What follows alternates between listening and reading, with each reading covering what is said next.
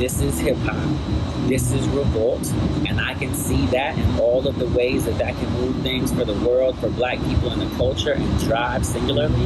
That was a big deal for me.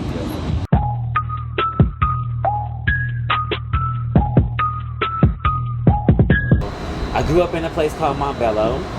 Montbello was tough. It was one of those places where it looked beautiful. The neighbors had a lot of pride in the neighborhood, but it was gangs, and it was it was the beginning of the whole LA OGs moving out of LA to places like Utah, Colorado, and like changing the whole scene, right? So that's like cats getting shot over sneakers, cats getting shot over starter jackets, that type of life. I ended up getting jumped by a group of Crips when I was going into the 7th grade. My mom sent me to my father's house in Colorado and told me we were never coming back. And when I came back, we lived in the suburbs.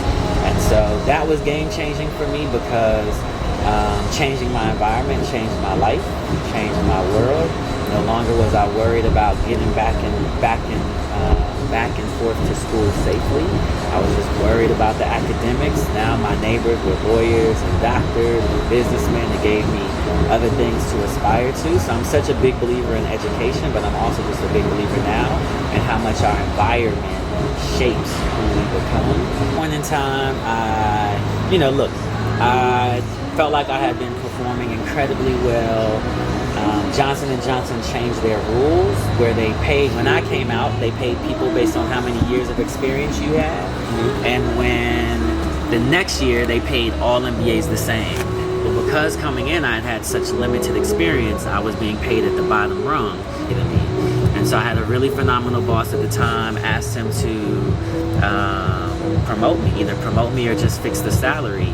He went to make the fight and lost. And what I love about him and what I will never forget is that when he called me in to tell me that I didn't get the promotion, and I asked him why, he wouldn't tell me why. His rationale being the things that they said that said you were not ready are the things that make you special.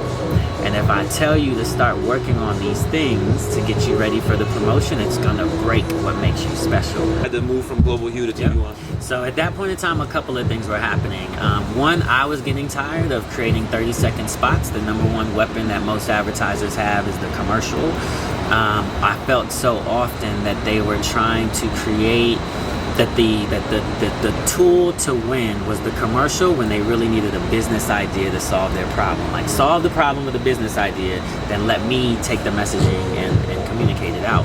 I felt like it was so often, it was like I was being responsible for solving business problems that were not capable of being solved through a 30-second spot. So part of it like emerged this frustration.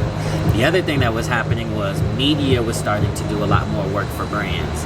So back in the days, I had clients where we would do a campaign and spit out 10, 13 spots would be no thing.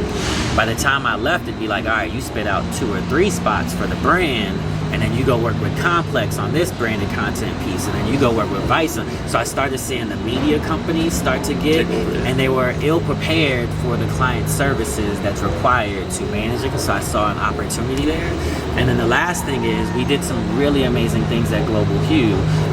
One of them being we put Beats by Dre speakers in Chryslers, Dodges, all of those. So before Beats by Dre was with T-Mobile, before Apple, we had done a huge deal with them with Chrysler, and then we promoted it through music videos. So you can go back to old will.i.am, 50 Cent, Eminem, Carly Rae Jepsen videos, and you'll see our stuff. So, there I was looking at, all right, I just created this spot for Walmart that's running on YouTube and has like 10,000 views. Right. I just put a fee out in this Carly Rae Jepsen video that has 50 million views, and people are choosing to watch it.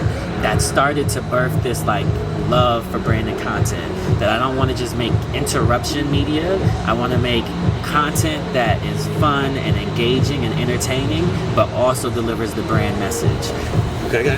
And so that's what led me to the media side. So when the media people came calling, like, hey, you want to come do this? I was like, yeah, if you let me build a branded content studio. I give Alfred all the credit in the world.